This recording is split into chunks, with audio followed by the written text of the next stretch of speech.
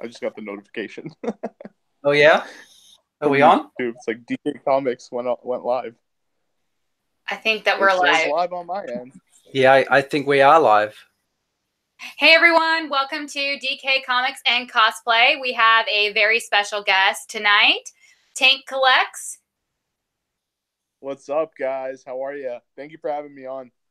Oh, you're very welcome. Yeah, we are so excited to have you on, and we got together last night and did a run-through.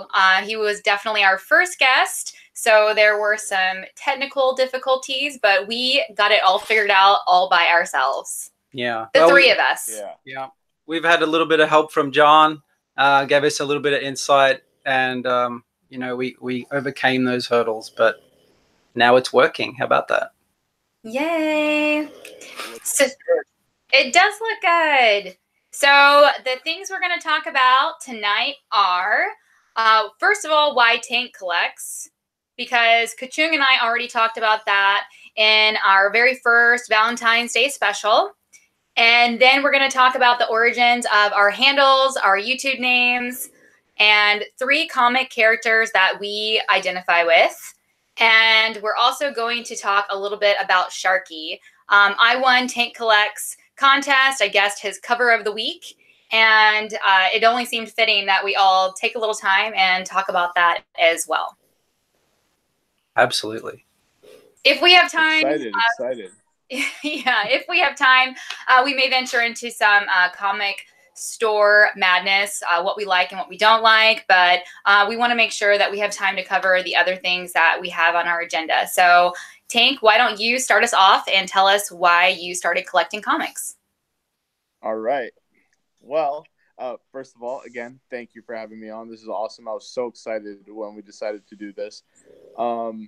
Also, you guys are going to have to read me whoever writes anything in the chat, because I unfortunately don't have another setup where I can see the chat. So, of course. Yeah, we found a problem yesterday. I was looking and trying to find the chat and couldn't. For some reason, it just wouldn't show up on the phone. I just saw us and me. Mm-hmm. We got you. Well, so far we have the first thing. I just want to say that we have a few people already in here that have turned up. White Whale turned up. Your boys in the house. Perry Comics. John's Comics with Kids. Hey, John. And Issues is here. Awesome. Which I'm glad you brought that up, because I had made a mental note that I really wanted to say this. Just a round of applause for White Whale and Issues tonight on their episode that came out. It was real. It was in your face, kind of, but in such like a kind, informative way. And it honestly, it was the deepest, I think, and personable YouTube video I've seen in this community thus far. You know, I think they did such a great job. And the reason that, like, the thing it had such an impact was because you had someone right there in front of you, in your face, telling you what they went through. And, you know, like, it raises awareness, and like there's nothing but good that could come from that. So I just applaud them. It was a great show. Definitely the best thing that I've seen all year. Yeah, it was amazing. I didn't really know how they were going to top the first show, to be honest. The first one was pretty incredible, but the second one was just as good, if not better. It was a really. It was real. Yeah, like that's missed right now. There's not a lot. It was real and in your face, and I love that. So off to our point, I think it was why I started collecting comics. Well, I learned how to read from a Flash comic book. So, I was actually in. I changed schools a lot when I was younger because we moved around quite a bit. And one teacher had like a wall of books, and most of them were like princess books and Disney books and stuff like that. But there was only one book with like this cool superhero running really fast on it. So I would like gravitate towards that. And it was so long ago, and it sucks that I wish I could tell you I remember exactly which issue it was, because maybe I have it, maybe I don't, because I can't really remember. But I just kept gravitating towards that, just the whole, like, and the teacher would go over the words with me little by little, and it was better because it was so visually appealing, and you know, so I kind of gravitated towards that. So like that's why also the Flash means a lot to me, hence the hat. But yeah, so he played a big part in that. Just me learning how to read over and over, going through that comic book. So as I got a little older, I stayed at that one school for a while, and that Flash love kind of like kept rolling over and got me more into like the cartoons and this and that. And so like the Batman animated series was like big when I was a kid. Like that's what I used to go home and watch all the time. So and Teenage Mutant Ninja Turtles. So I was the geek, and it's kind of weird because it's in the Armenian community, which I am Armenian. There aren't many of us that love comic books, or are comic collectors. It's just not a part of like the heritage or the culture at all. Countries have their own comic books. We don't really. So, so I was the only kid in the school that like used to carry comics with me. So I became kind of like the outcast, like, oh, that guy that just sits alone and reads his comics. But I don't know. It kind of it made me find my way through those stories, thinking that like life as a kid is kind of hard. Like trying to find yourself and trying to see where you fit in and all this and that. And like, okay, like it built this confidence inside of me. Like, if you don't want to be my friend, that's fine. I have a backpack full of friends. I have Batman with me. I have the Flash with me. I have Superman with me. I have the Avengers with me. So that's where my art grew as well. Because I spent so much time like reading these books and looking at these pictures, it was just, and I used to see my mom draw. My mom used to draw a lot. So just seeing that, and it kind of connected those two worlds. So instead of now just reading a comic, I would finish a comic and then pick one panel and try to draw it out of every comic that I finished. That's what I used to do during lunch hours and recess. So it just continued from there. As I got older, I got more into sports. I played football practically my entire life. So comics kind of fell on the wayside when sports got serious in high school. But then I got injured, and during my recovery period, I picked up my old books. And ever since then, whether I've like taken small hiatuses from like spending money and buying new books and collecting, like my comics since then have always consistently been a part of my life. And like I'd see something during the day, like just driving to work or from back to work, and it would kind of remind me of a panel and stuff like that. So like that's how you know you truly love something. It's kind of like where you see it everywhere, I think. Did you find that playing sport and being a nerd was kind of like a conflict? There was a lot of locker room hazing, as it's expected. I mean, but like I didn't get the worst of it. I mean, the geek and nerd jokes, they kind of get old after a while. Right. Like I found I was a nerd that played sport. I was very active outside all the time. But yeah, for some people, you're either one or the other. But it's fine and okay these days that you can be anything you want. So yeah, and that's actually when we're gonna later on when we're gonna talk about the three characters that we relate to. That's part of one of my characters that I'll be discussing. So it kind of helped me find my way, and know who I really was.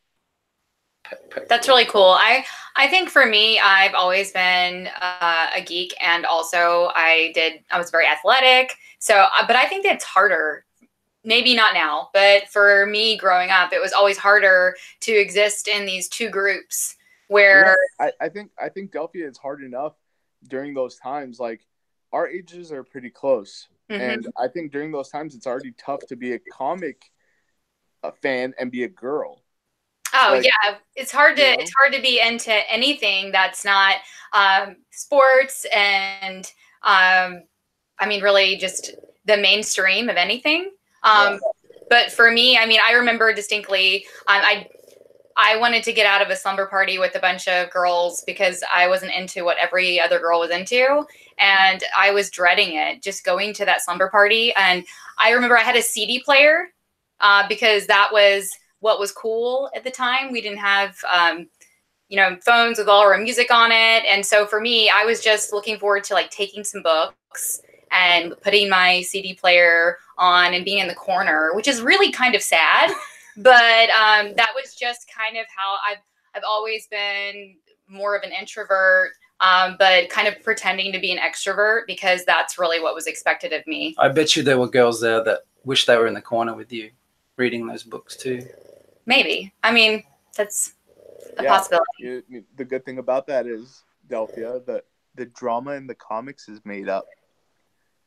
And and regular girl drama is real, and that stuff gets crazy.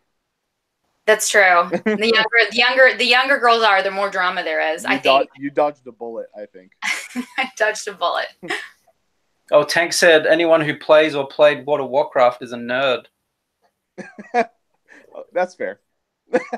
I think that's fair. I totally think anyone into fantasy and all of that. But I think that, being a nerd is a lot of things. I think I really like John and who was in that show with John? I'm trying to think. They're doing that segment on all things nerds, which is pretty cool. Now it's cool. Nerd alert. Right? Yeah. Well, now it's cool. And it is really cool because I think that, nerd is all encompassing. And we were just watching Bueller's Show earlier today, because I think something that I just kind of want to talk about that wasn't really on topic, but we'll get back on topic, is just about cosplay. Like, people love to hate on cosplayers sometimes. And I think there are definitely some terrible, probably cosplayers for sure. Right. But I think bad in every community, right?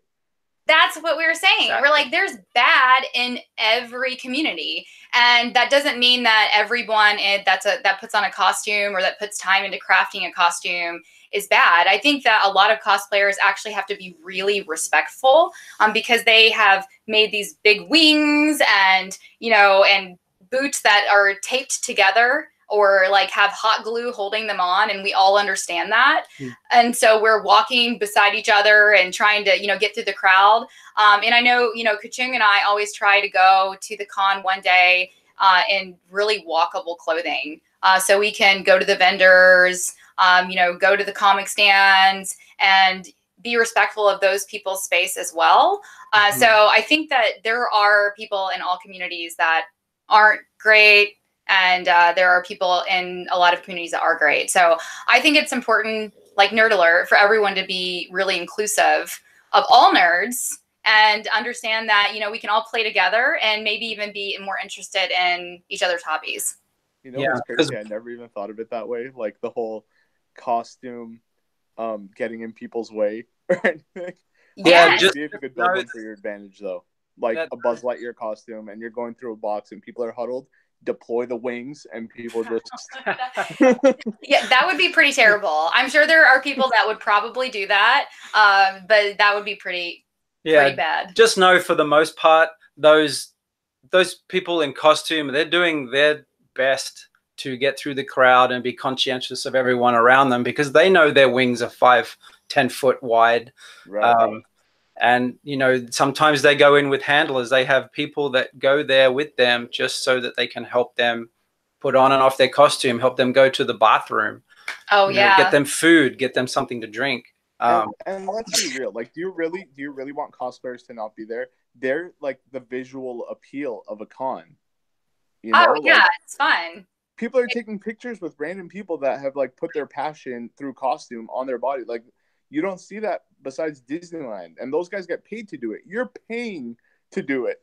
That's true. Yeah. And it's funny you say that because it's so true that, you know, these people, I feel like so many times we stop and have conversations with other cosplayers and they are really introverted, but when they're in costume, they are entirely different people. It's like it gives them an opportunity to be someone else, just like comics. It gives you an opportunity to, you know, experience something else. Yeah, absolutely. It's superheroes. It's your it's your secret identity. Like, it belongs there. I think it does belong there, especially when the costumes are depicting characters that we love, that we grew up reading. Like, right. And those at people that are playing those characters, they embody those characters. They have read the material. They are deep into that character and know everything about them. So they've read the comics, they've played the game, whatever the character is. Kachung, you're reading Green Lantern, and it's crazy. It's for inspiration, right? Like, I mean, that's crazy. The thought and the time and the energy that goes into that. I mean, you got to respect it.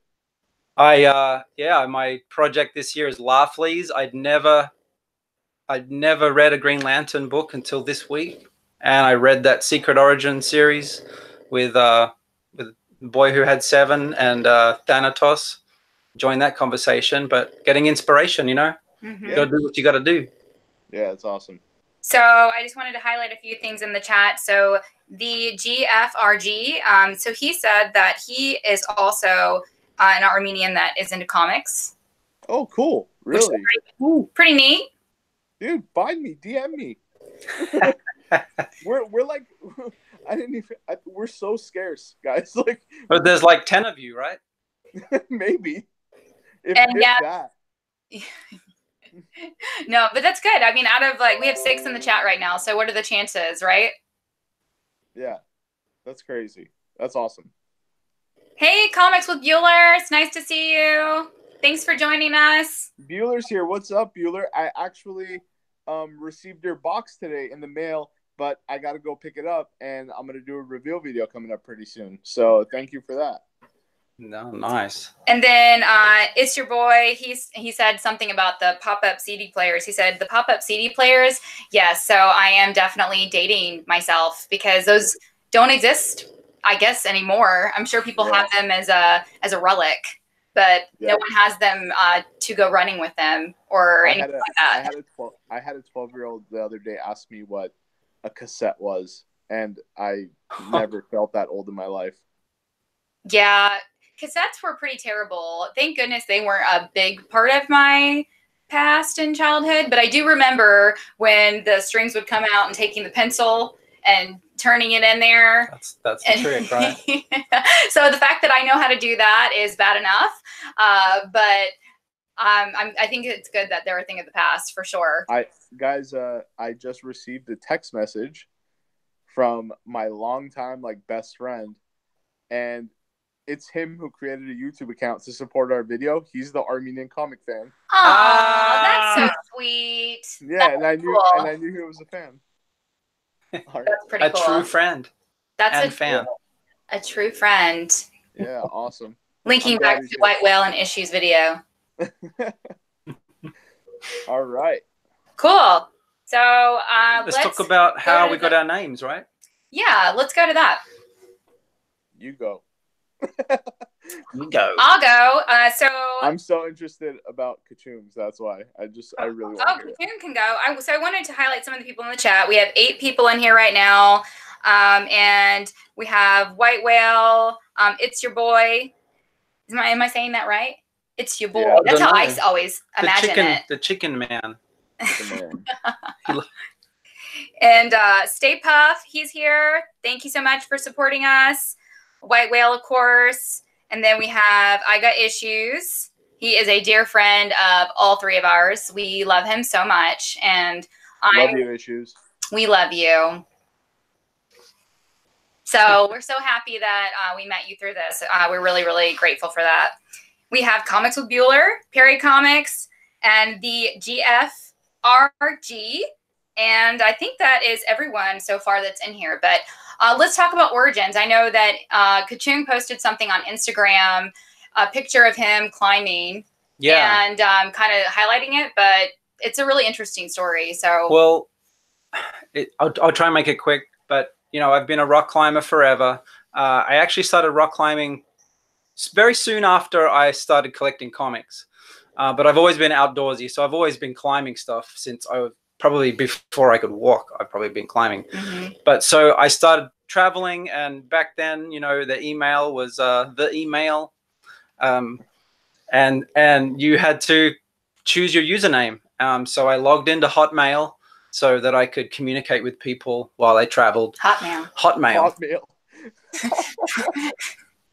And I didn't want to be Dave, you know, 178. And at the time, I was having a lot of issues with, you know, overcoming some problems with climbing ability. And there was a particular project. It was a rock climb, and it's called Kachung. And it is seriously probably one of the most photographed rock climbing routes in the world. And it took me years to do this. And, you know, I thought, well, I needed something unique. I need a username that's very unique. That's not, you know, Dave 178. So Kachung was the first thing that came to mind. And obviously it wasn't taken. So there you go. I mean, I chose that, and it's followed with me through my online life. That's so cool. Super cool. That's one of my other passions. It's actually a very big passion of mine, rock climbing. Do you guys still go? You guys met rock climbing, right? That's exactly right. Yeah. So do you guys go still together? Yeah, not as much as we did. Yeah, I mean, you like that answer. That was very revealing. Yeah. I mean, we have a ton of rock climbing gear in our garage, the both of us. But you know, we lived in Austin for a long time, 5 or 6 years. Yeah, and in Austin, it's really accessible to jump on a feature outside. And their rock climbing gym there, they have actually several of them, but one in particular we went to was really close to our house. And now we're in Atlanta, and there's a couple of gyms here, but there isn't really many places that go outside, which is really where we love to do it the most. Yeah, the nice thing about being outside is that you can kind of make the climb whatever you want. So, you know, it's like if you want to stick your hand in a crevice, then you can. If you want to, you know, if you want to just try to muscle up the wall, you can. But in a climbing gym, there's no rules. There's no rules, right? Yeah. But in a climbing gym, there are holds, and there are a lot of rules. Right. So it's definitely good for training, but it's not the most adventurous or, you know, the most fun as far as the experience goes. But, you know, as far as rock climbing goes, it's wonderful to overcome fear, to really, you know, find a challenge in something that you can concentrate on just within your own mind.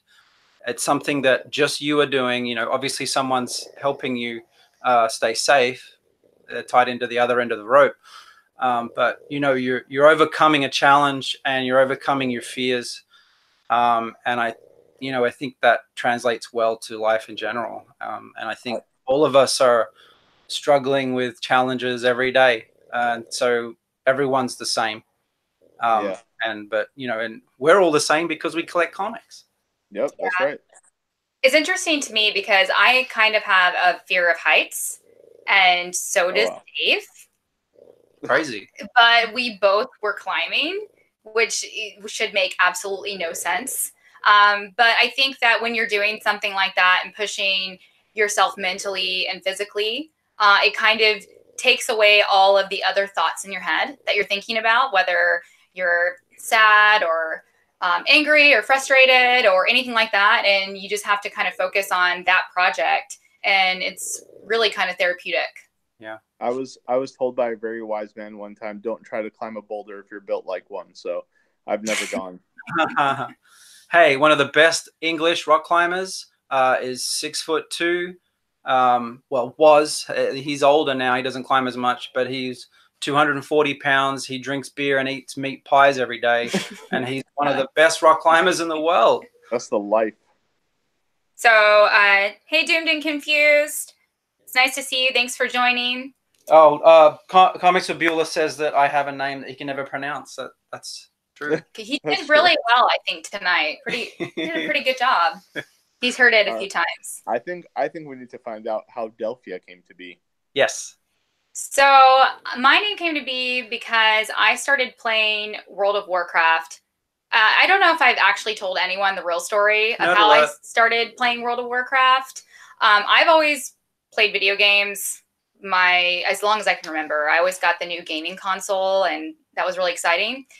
So when I was in college, I guess, I'd started college, and for me, one of my bosses at the time, he was into World of Warcraft, and I loved him. He was a really cool guy, and he kind of roped me in because he knows I love animals, and he was like, "Hey, Rachel, you can come play World of Warcraft, and you can be a hunter, and you can have a pet." And I was like, well, that sounds amazing. I was like, I can do something that's related to fantasy, interact with other people, and I can have a pet. I was like, sold. And so I started playing World of Warcraft, and I convinced my significant other at the time to play World of Warcraft. And before we knew it, we were playing World of Warcraft all the time. And then even when that person was no longer in my life, I still played it. And I played it probably like 8 hours a day. I mean, it becomes a problem really quickly. It really does. I mean, it really becomes a problem quickly. But I enjoyed it. And my main character that I had from the very beginning was Delphia. And I just I don't know why, I just made that name up and I loved it. And then I had this attachment to that character. And because I had been playing her for years and years, and I, in some way, felt that she was a part of me. Mm-hmm. And she's actually, I use that name when we go to Dragon Con now on my ID tag, Delphia. You can choose a nickname. And, you know, I went and looked for her in the armory like a year ago or something like that, which is kind of sad. I just wanted to see her. I was like, I'm going to go look at her. I'm like, I'm not going to play. I was like, I don't have time to play. But I really think that that's just something that it took up such a large part of my life. I played for a very long time. You know, I played for about 7-8 years. And whoa. Yeah, and a lot of time. And when you do #played, it shows you how much of your life you've given to World of Warcraft. So wow. I can't think of anything that I've consistently done for 7 years. Yeah, I mean, I just type what? /played. And yeah, and I'll tell you the number of years, months, days, hours, and seconds that you have spent in that game. So, wow. Yeah. But I don't regret it. I loved it, and for me, ultimately, you know, my job just got too demanding, and there was no way that I could spend 8 hours a day raiding, and you know, it was just not feasible. Yeah, video games could suck you in really hard. Yeah, they can suck you in pretty hard. But yeah. I can't beat her at anything playing video games.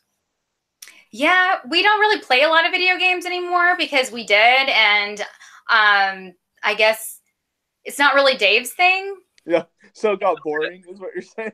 No, I prefer board games than computer games, but I like computer games. I could just imagine like Kachung sitting there, like mean faced in the TV, and like Delphia has her feet kicked up, and she's reading a comic while playing with one hand.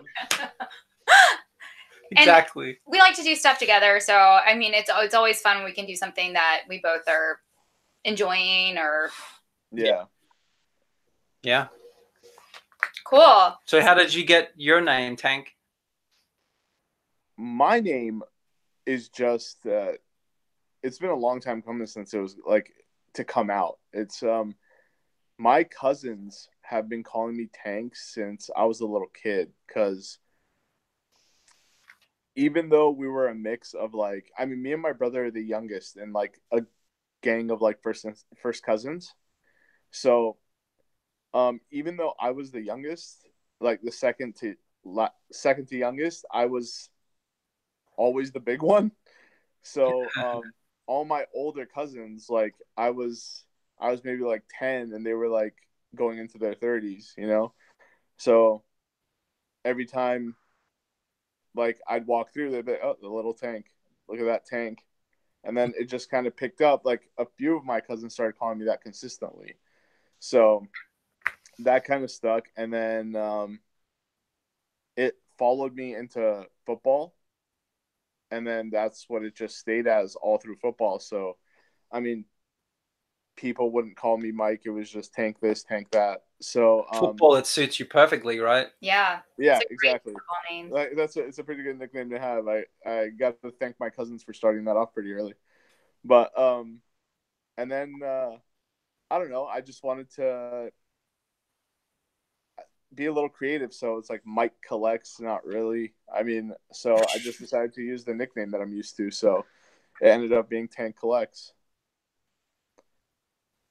I figured if I ever played American football, I'd be a kicker, because Australian rules football is what I played when I was younger. Yeah, and that's kicking a ball that's not as pointy as a American football. You guys throw it. But I think there's a lot of Australian, not a lot, but I've heard of a few Australian footballers that play American football here, and I think they're all kickers. You're talking about rugby? No, rugby's different again. I'm talking Australian rules football. Australian rules football. Strange. So strange. Australia's so strange. Kachung says it's really dangerous, apparently. Yeah, I mean, Australian rules football. They run tens of miles every time. And danger intrigues me. What's that? I said the words football and danger together intrigue me. Well, I mean, rugby's a lot more dangerous than Australian rules football, because, you know, they're doing the things that you do in American football without padding. Right, yeah. Except sometimes, you know, they wear headgear just to stop their brains coming out. But Australian rules football, they just jump all over each other. They climb up each other's backs to grab the ball. And it's fast. It keeps going. There's 4 25-minute quarters, and they just run and kick the crap out of the ball. Wow, I'm so interested. I got to do some research on that. Neat. So the next thing that we're going to talk about is are the 3 characters that we identify with the most, or just, I guess, at all, that we wanted to highlight in this video. Maybe share some books. Yeah, and share some books related to those characters if we want to. So who wants to go first? I'll go. Okay. We said that together. So this is the 3 characters we relate to the most, not the ones we like the most. Correct? Yeah, I think that similar. Hopefully we all did this assignment similarly. I think we needed John in. He's got the teacher skills to guide this process. But I think I tried to find characters I identified with. It sounds like you did. Mm-hmm. Did you do that? I identify and love all 3 of my characters. Okay.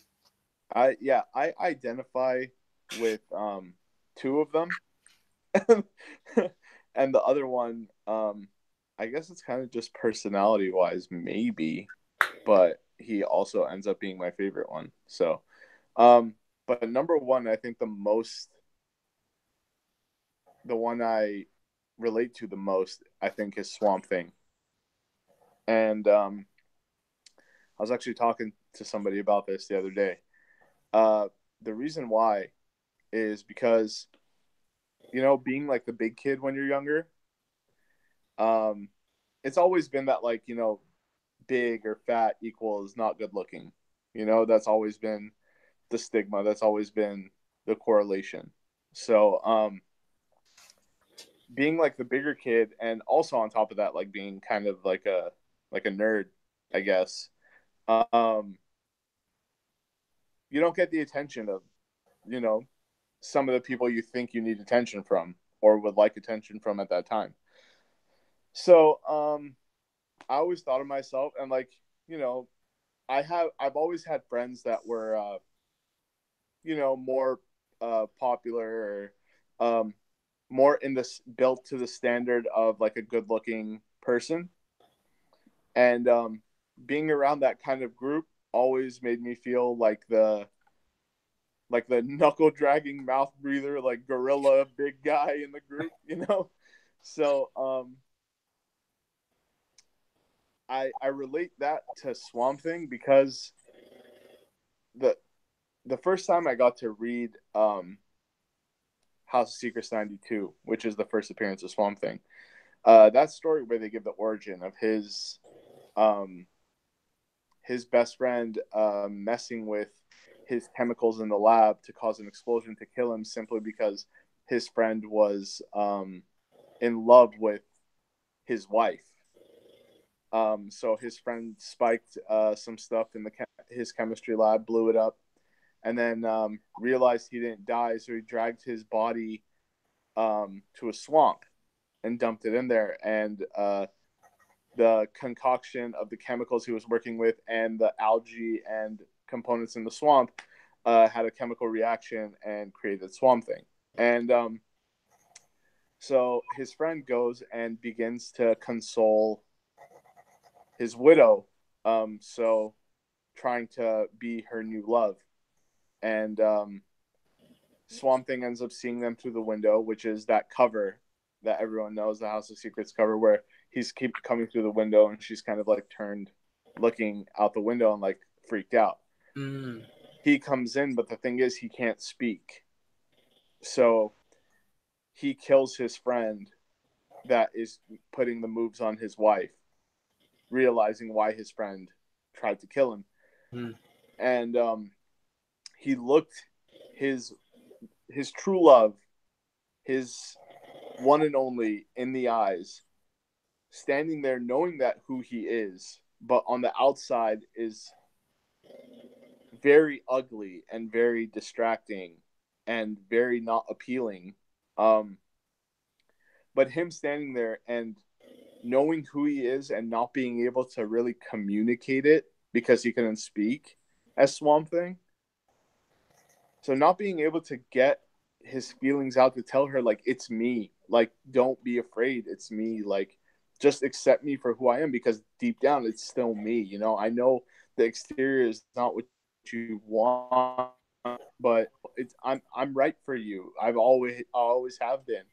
Just because my outside it's not the most appealing doesn't mean that I can't be what you want me to be, because I always have been up until this point. It's just my exterior has changed, and he can't get those feelings out. He's even if he could speak, I wouldn't, the way his origin is, I don't think he'd be good with words even if he could speak. But he didn't even get that opportunity. He never got the shot to even make his point. And there's a panel that I love, and it's so simple. It's very simply drawn. It's something crazy. It's something vibrant. But it's in that comic, and the panel is after she doesn't expect him and is terrified of him, screams in his face and screams to leave her alone, please don't kill me, and he can't explain himself. He turns around and realizes that he's causing her pain at this point, turns around and walks, and it's kind of like black trees, and then you just see kind of like a yellow circle and then a silhouette of Swamp Thing like walking away. But that's after that, the story starts picking up and we really start seeing Swamp Thing, and Swamp Thing slowly but surely finds himself. He realizes that, you know what, like, yeah, maybe I'm not the good looking guy I once was, and I can't speak, but like, this is what I'm meant to do, and I'm just going to go into it 100%. Whoever accepts me, accepts me. Whoever doesn't, doesn't. And I don't really care. And he kind of finds himself through that rejection. And I could really relate to that. Second is shout out to Hulk Nuts, but my second character is Hulk. And just for the simple fact that I'm always seen as like the jolly giant, you know, like the gentle giant. I'm always smiling. I'm always happy. Always telling jokes. It takes a lot for me to really like get angry, but when I do, it's really bad, because my father was like this my whole life, and I got it from him, and my wife tells me all the time that I'm exactly the same way. I don't let things bother me, but they do bother me, and like, but I don't express it. I just kind of like stuff it and kind of like push it down and just, all right, don't worry about it. You know, I never really talk about it. I never really express how I'm really feeling. I'll just put on a smile, let everything go by smoothly, and just kind of suppress what I'm feeling, like those emotions, and kind of just push it down. I don't get angry because I really don't want to have to. So it's just not my thing. But then eventually that tank reaches full. Oh, well, tank. But that tank that tank hits full, and there's only so much I can take. And then when I do explode, my wife has said she's pretty convinced that I've turned green one time. But luckily it wasn't being angry at her. It was being angry at someone else. She was just present. But I mean, yeah, it's something I'd like to change, but it's hard to break old habits. It's just always the way I've been. And then third would be the Flash. And not just because he's my favorite. I think personality-wise, I really relate to him because he's just a nice guy. Like, he's just very personable. He always wants to do right. There's not one time that it's wavered. He's gone through struggles, choosing what's right to what he loves and weighing out those factors. And I mean, we're talking about a superhero that killed himself to save the entire universe around him. And actually have it right here. Crisis on Infinite Earths 8, and Comic Talks actually sent me this, so shout out to Comic Talks. But I mean, in this issue, he sacrifices his own life for the safety of the world around him, and I think like that's the ultimate sacrifice. And he was always kind to people, and he was always smiling, and he always wanted to do right by everyone, and I could really relate to that. That's really cool. Fascinating. Yeah. I think that, I was a lot like that when I was little, as far as just kind of not getting angry and keeping it bottled up inside. And my mom always told me, she was like, Rachel, that's not the way that you should deal with it. Because she's like, when you keep things bottled up inside, eventually you will get to a point where when you do get upset, you'll explode, Yeah. Smash. And so it was something I had to work on growing up, just because it was easier for me just to push it down deeper and deeper and just keep it to myself. And I had to kind of learn how to like slowly start letting that out. But I think it does make sense, and it is true. When you push it down inside, then you will get really, really angry. Yeah. And then when you get your license, you can take it out on everyone on the road. He still does that. That's how I get my anger out. I rarely get angry, though. Well, I guess I'll go, and I think that'll be good. So then we can close really strong. No, I won't be as deep as Tank was. That was so good. Amazing. I don't want to be last. I think I like the way I did mine. Tank gets an A. I might get like a C, and I'm pretty sure Kachung will get like a B at least. So, well, I appreciate that, guys. I am kind of an overachiever. It's okay. It's all right. We know next time that we need to really step it up. I did actually make some notes. So, but I haven't been using them, so I'm pretty proud of myself for that. But so the characters that I picked, I would say that I always like playing baddies. I always like being baddies. I did theater in school as well as sports and everything else. So like I said, existing in those multiple groups was always something that was hard for me. I think that both Kachung and I have always identified as floaters. But doing this assignment, I couldn't really say I identified with the bad characters, because I feel like I always try to treat people the way that, I would want to be treated. And I always try to put myself in other people's shoes. In my life, I've experienced a lot of adversity. And so it's made me really sensitive to the things that other people are experiencing. Yeah, I'm with that 100%. Like, I was raised that you treat the janitor and the CEO with the same respect. Exactly. So I could relate to that as well. You got to treat people how you want to be treated, and it would be such a better place, honestly. And think outside yourself.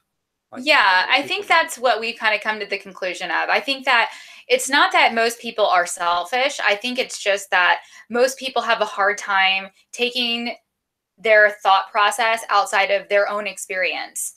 And they can't really think about how, you know, their actions or the actions of many are affecting someone else in a position that's on, you know, the bad side of whatever that situation is. You know, it's easy just to say, how is this affecting me? And how is this is about me. And it's not always about you. So, but for me, so the characters that I picked, the first one I picked was Wonder Woman. So not a baddie, even though I do love my baddies. And it's always Princess Diana. Yeah, that's a good one.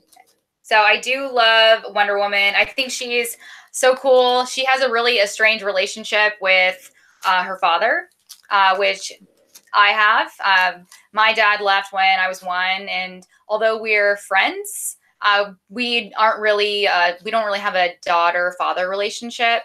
But you know, he was just someone that kind of came in and out of my life. And I also think that she is a really strong warrior, and she's always fighting for people that can't fight for themselves. And I feel like I am always rooting for the underdog. And I've been like that my entire life. And I always, even when I don't have a lot for myself, I always try to find someone that I can help with whatever I do have. And so for me, that's a character that I identify with. I love her. I know that she's kind of getting overproduced on a lot of books, but I would say that probably 1/5 of my collection is Wonder Woman. Yeah, that's awesome. Mm-hmm. I even bought this overpriced shirt from one of the comic book stores around the corner that didn't have a price tag on it. So I knew when I asked how much it was going to cost that it was going to be way too much. So I mean, she's the kind of symbol you want out there. My wife, who's not a comic book fan or reader at all, has a Wonder Woman t-shirt. Yeah, I think she's definitely a positive role model for, you know, young girls. I know when we were at Dragon Con, was it last year? There were little girls there during the daytime with their parents, and they were going around counting how many Wonder Women they could actually spot at Dragon Con.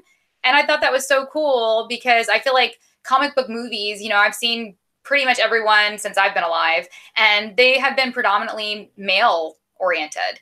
Yep. There have been female characters, but they're typically in a support or background role. So having her as this strong, you know, and she's still pretty feminine, but strong female character that little girls could say, you know what, I don't need to be a princess anymore. I'm going to be a warrior. I think that is really, really cool. Yeah. So the next one that I picked was Storm. Ooh. I love Storm. I think she's great. She's always been my favorite X-Men. I grew up watching the cartoons in the morning, the X-Men cartoon. So I feel like Storm, even though she was always super powerful and probably one of the most killer X-Men, in my opinion, she was always doubting herself a lot, I feel like. You know, she always felt like she, you know, couldn't do it or wasn't good enough. And I could definitely identify with that. I think that all of us have a little self-doubt sometimes. But no matter what, you know, she had the X-Men behind her, pulling her back in. And usually when she came through, she was kind of saving the day. So I love Storm. If I find a good Storm cover, I grab it. Unfortunately, everyone loves Storm. Yeah. So John loves Storm. John does love Storm. No, Storm is great. Storm is a fantastic character. She is. I don't know if I'm a big fan of the Mohawk Storm, but I do love Storm. I actually have this really cool little action figure too of Storm. Oh, that's awesome. Like, to me, like, this is what Storm kind of is. The white card game. I grew up with the Storm, so yeah, like I'm a huge Rogue fan, and I personally like the one rogue from the 90s with the big curly hair and the green and yellow jumpsuit and with like the one white strip but she had big curly hair. Yes. Like that's what I see Storm as. These other Storms are not my Storm. I know, and I love them all, but I agree. It's funny that you say that because we were actually at our favorite LCS a few weeks back, and I got one really cool sketchbook, my Mark Brooks sketchbook. But while we were there, we actually saw Adam Hughes' wife, and cool. Yeah, it was super cool. We had no idea that it was Adam Hughes' wife, and I was just like thumbing through the 25-cent bin. And she was talking with the owners of our store, and you would have never known. They told us afterward, who she was, and I didn't know. And she actually had her hair just like Rogue. She had the white streak, and the rest of it was a dark red. And I was like, wow, that's kind of cool. I was like, she's an artist as well. I didn't know that. And she was talking about her art and getting her studio back together. And I was like, that's pretty cool that she has Rogue hair. Cool. Like, that's some commitment. I love Rogue.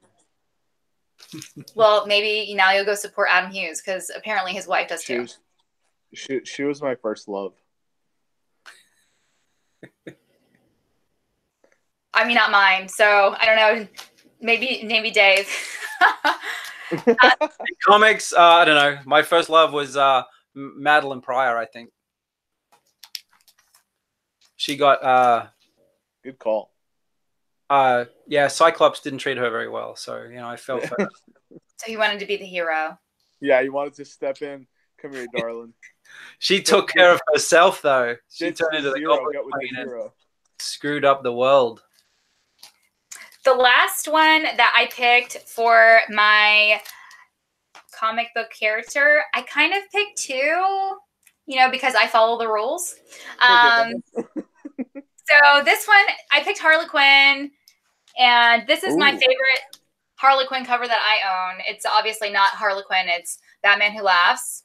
That's cool. But it's hard to see because of the Mylar. The Mylar. Yeah, Victoria. But it went up a grade, so it's worth it. Greg Horn, that's a good cover.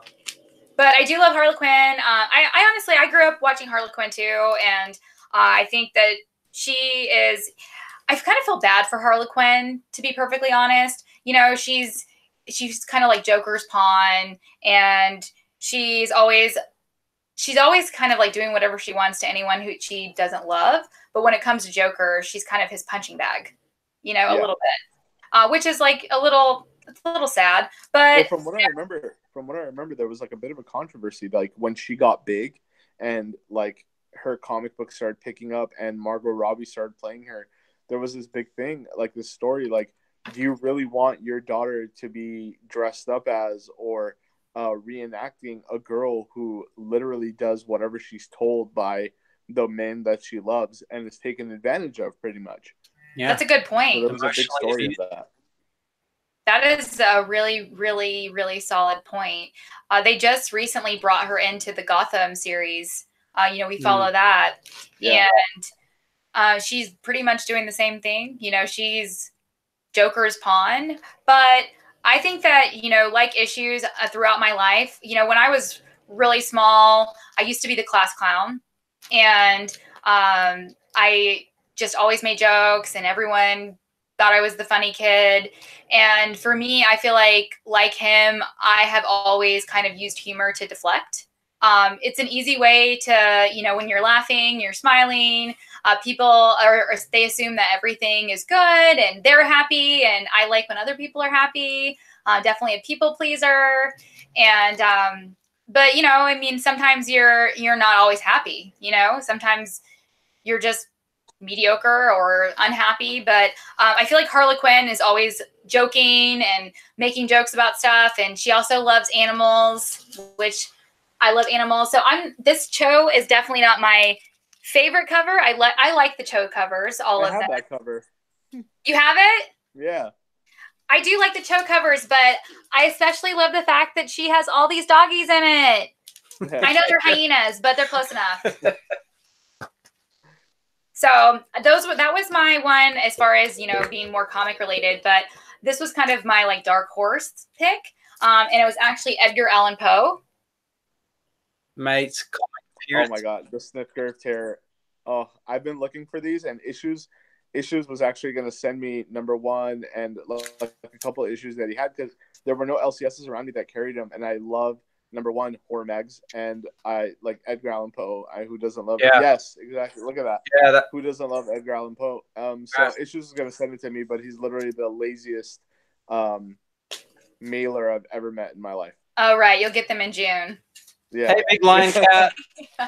Big Lion Cat joined. But the reason I picked Edgar Allan Poe is because for me, I always grew up really liking very dark literature. You know, I love poetry. I used to write a lot of poetry, and you know, I would go.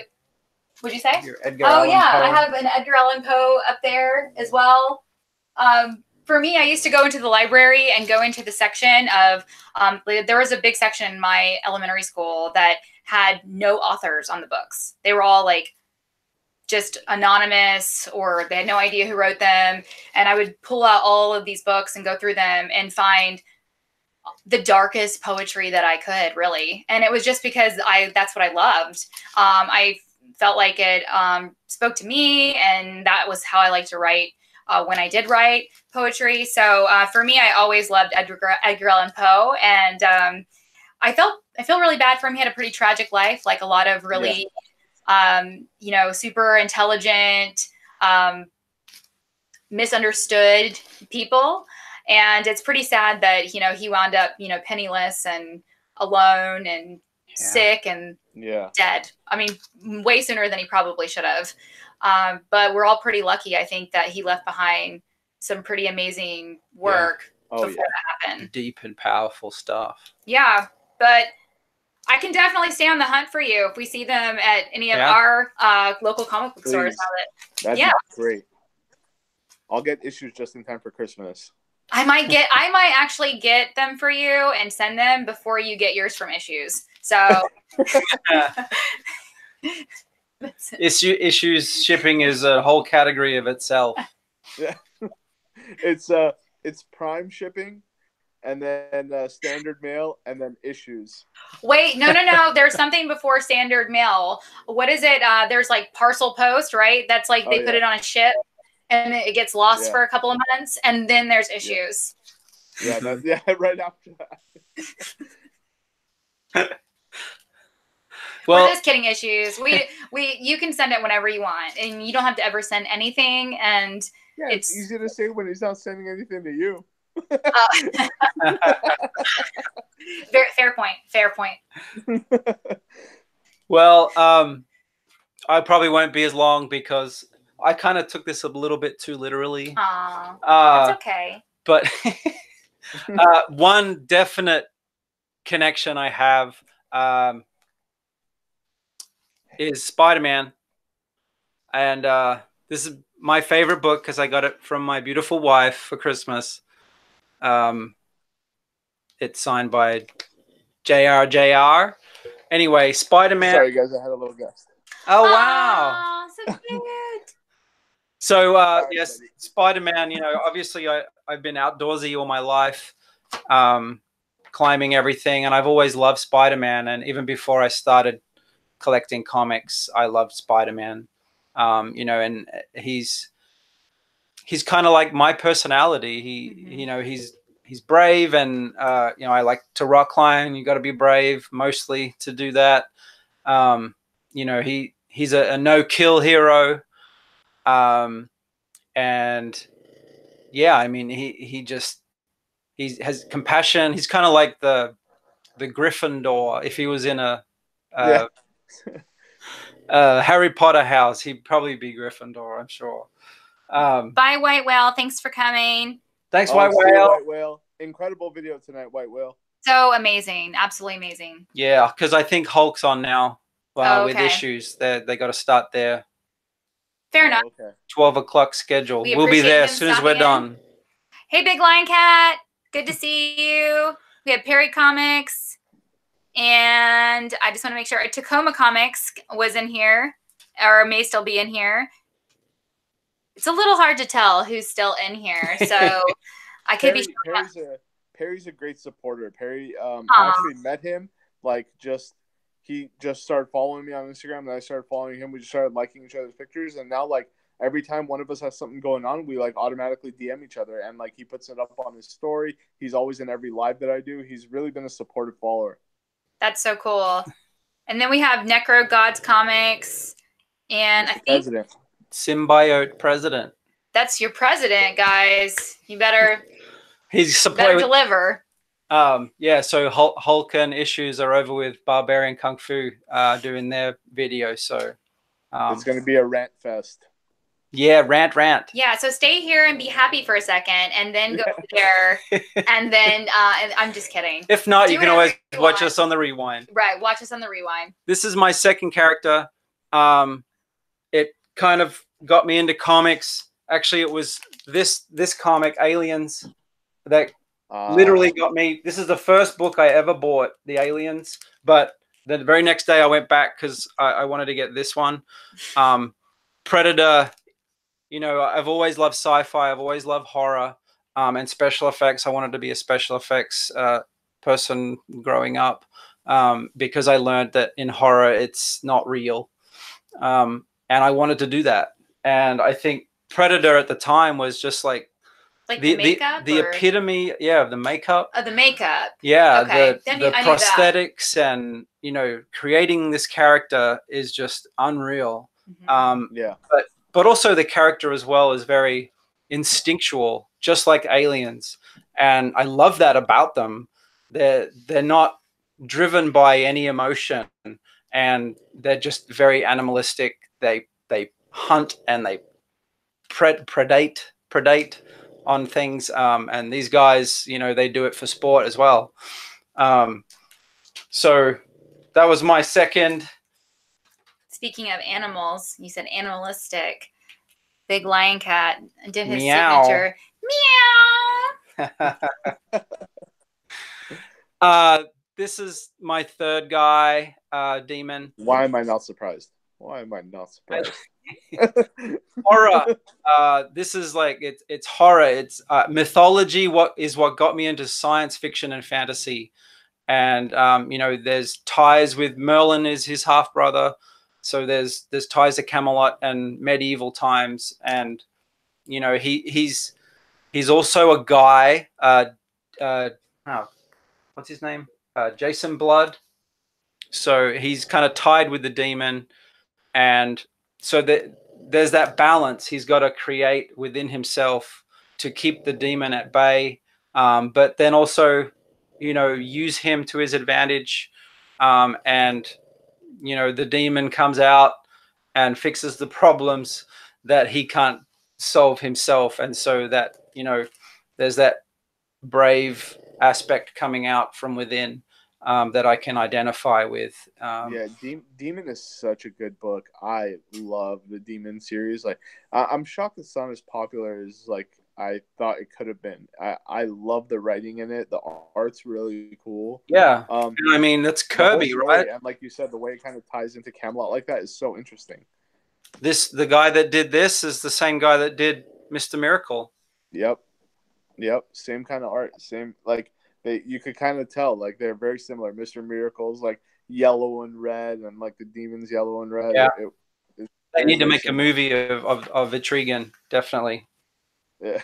That's cool. Well, you called out a similar book that you thought Kuching would be interested in on your Instagram the other day. Which one was that? Right? You were talking about, it was a horror-inspired book. On the live. Yeah, on your Instagram live. This one right here. You guys are... It's like we planned it, guys. Like, I have it out. You have it out. See? There you go. Yeah, I was actually going through it earlier. Neat. Oh, yeah. There you go. Say something so we can see it. It's Eerie 100. And this is, like, old school horror magazines from the 70s. Oh, that's cool.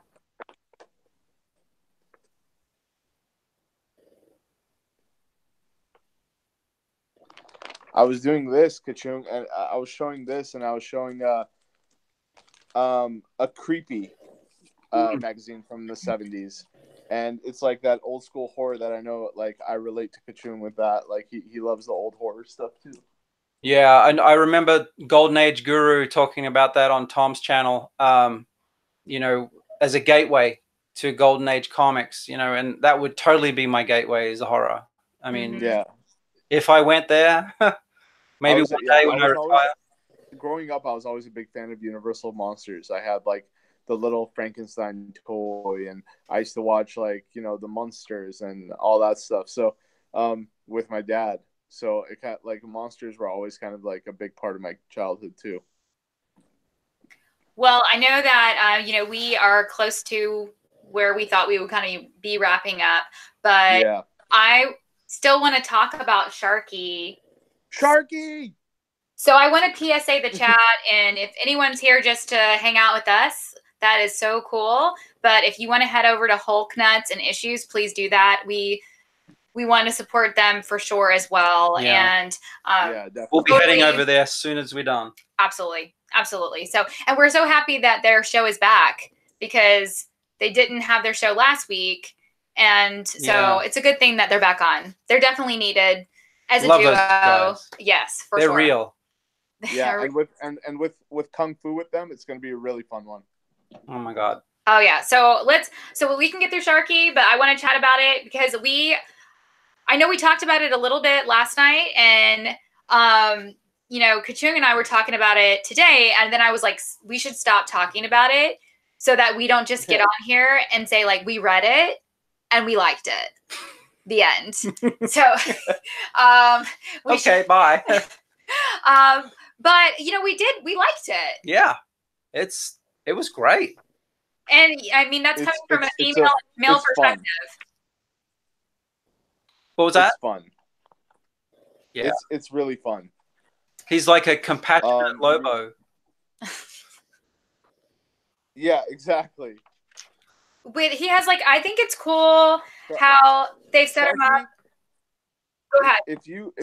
If anybody in the chat or whoever's going to watch this video hasn't read Sharkey yet, I mean, the first issue, it's kind of just letting you know what Sharkey is like. Mm-hmm. It kind of gives you a glimpse about his attitude and how he sees the world, and like you can kind of pick up on what kind of guy he is from, like, the first couple panels already. And man, this guy's gonna be the new fan favorite. I just kind of feel that, like, everybody likes that edgy badass, and, like, you know, he was done right, and it's kind of raw, like in their writing. So I really enjoyed it. It was pretty fun. I mean, I even put up the panel where the girl that he ends up, spoiler, but the girl that he ends up having a one night stand with, and sends him a drink, and then he turns to the guy next to him, says, "Got to take life's pleasures where we find them, huh?" The guy says, "Right." And then he just turns around and asks the guy, "So what's with the bald head?" And the guy's like, "What?" And he says, "The cue ball. Do you got cancer or something?" Like, I know. And he just does not care. Yeah, and then he's for baldness right here, and then draws his gun and points it to his head. Like, I think it was so cool, and it says so, like, it's that type of character I love. He's a badass, and you should fear him, but he's also, like, he's comedic in ways. Like, yeah, you know, he's really funny, but he's also really badass. And I just can't wait to see the dynamic of that little kid that he's transporting. Another spoiler. I said spoiler. I don't have to say it all over again, right? But extra. What was it? Why was he extra? That's what I don't know. Oh yeah, I liked him. Kid. So extra. Billy. Their relationship, I think, is going to be one to watch. It's going to be really fun. You know, it's funny. I think that you mentioned the lady that he had the one night stand with, and yeah, there she is. Yeah. But I really hope that, and she explains why she's like that, doesn't she? Yeah, I think that was really cool because, you know, when I first started transition. Yeah, which I think was kind of an interesting way to incorporate a topic that's happening that isn't about robots, that's happening in society, and putting it into the book, and kind of bringing that topic into the story as well. You got to think it's like it's intergalactic. They're on another planet, so whatever we're dealing with over here on Earth, they're dealing with, but in such a mechanical sense, a technological sense. So it's pretty cool how they shadow that. And she would rather be a 4-wheel drive army robot. She wants to be a war vehicle. And she's in transition to become one. Which I thought was I'm really interested. I think that for me, I'm definitely going to pick up the next one. Absolutely. Yeah, I'm really excited. I actually saw this I think in the January preview book. Okay. And it had like one whole page advertising like Sharkey the Bounty Hunter with his ice cream truck hunting van, and like I just saw it and I was like, this is so cool. Man. Like Spaceballs. So I was literally, I had it marked on my calendar on my phone for that Wednesday. This is the Wednesday Sharkey comes out. So like I could go get Sharkey. This, I just love that. With the how they made that look like he's changing. It's so cool. Yeah, and he said, so cool. He's like, I wasn't proud of what I did in this suit. Which, yeah. Yeah. Obviously at that point. No, I thought it was really cool. We wound up getting different covers. It's gonna be fun. Yeah, we got different covers. Yeah, and I got a different one too. Oh, yeah, cool. I got the A cover. Oh, that one's cool. Yeah, this is the A cover. This is the one that it originally released. But my LCS had every single variant, and when I went the other day, they still had every single one. Oh, really? So maybe I'll pick up a couple variants next time. Yeah. Yeah, that's pretty cool. I think it'll be a hot book. Hot 10. Hot 10. Oh, hot 10. Yeah. But we'll have them all. You don't have to buy it. We're not telling you to go buy it. No. But I mean, I think it's a you cool buy story. it to read it. If you love Mark really Millar. Cool, yeah, Mark Millar, he does a great job. Yeah. I think that's what I told Kachung. I said, sometimes with the comics, I feel like they're written for the art. And so they don't read fluidly. Yes. All the time. They can be a little clunky when you're reading them. And I felt like this story read really, really, really fluidly. And the artwork was also really, really good. Yeah, and especially we're gonna find out a little more about him. Obviously, this was just issue 1, but it was done so well that it was like short and sweet and a very light, fun read, and it gave you like all the information you need to know like what he's all about and what's gonna happen. But like you didn't realize you were just flying through the book because it is such a very light-hearted, fun kind of read. Mm-hmm. Yeah. Yeah, definitely. And I just figured it out. It's Mark Millar and the Millar world, right? Is that what they're calling it? I think so. Millar world. We wondered what that meant. Aha. But now we know because they're bringing all his books to real TV. Mm-hmm. That's going to be fun. Yeah. Super cool. Awesome. Well, thanks so much, Tank, for coming on our show today. No, thank you for having me, guys. This was so much fun. And like I wanted to do this from the first episode I watched on your guys' channel. So I'm so excited. Yeah, you got a little intro into the YouTube world. Yeah. So now I got to have you guys on my show. Yes. And for everyone, sorry, Tank. I just wanted to say for everyone that doesn't know, that is in the chat now or is going to watch this on the replay, Tank is an incredible artist.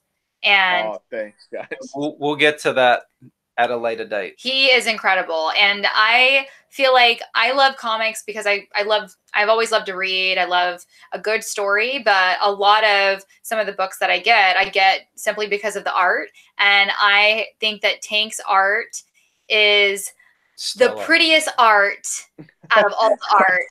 If you watch the office, you'll get it. Thank you so much, guys. That means so much. Yeah, Kachung always every time I put one up in like our comic book club, Symbiotes Comic Club, by the way, you guys can go follow us. But everything when I'm working on something and I throw it out there in the group chat, Kachung he's always on, and he's like, dude, you are so freaking talented. Like, you are insane. We saw that AOK that you sent. Yeah, you sent your boy, right? Yeah, to Batman your boy, and he was pulling out all of his stuff, and I didn't know the last thing that he pulled out was your art piece. And I told Dave, I was like, I want that. And he's like, no, he's like, Tank did that. And I was like, oh, okay. I was like, okay, never mind. I was like, I can't do that. So, but it was amazing. Yeah. But well, you wanna give away on my Instagram, so you're gonna have one coming your way pretty soon. I'm so excited. Thank you for doing that. It's coming along well. I'm actually putting together the concepts of your furry friends to also be included. Archer! Yep, there they are. There's Archer. The concept scoring on our channel. I know. I felt so bad because sometimes when you were talking, it would pan over to us. And it wasn't because we were talking. We're going to have to find a mute button because Archer is just snoring by the microphone. Well, yeah. So it's going to be really fun. And you guys know that I'm working on something for someone that was in the chat earlier, and they have no idea it's going to be coming. So, but I mentioned to you guys that I'm working on that, and I'm really excited about that one too. Yeah, me too. That's going to be really cool. I'm excited about that too. Yeah. Well, Tank, if you want to follow Tank, you definitely should. His link is actually in the description below this video. So please head on over to his page and also follow him on Instagram. He's got some amazing artwork on there, and he does some really incredible live streams on Instagram. Yeah. Yeah, it's been thanks, guys. I really appreciate the shout outs. Yeah, absolutely. Of course. Thanks, Tank. We'll see you in Issues and favorite YouTube couple. All right. Have a good night, guys. Have a good night. Thanks, Tank.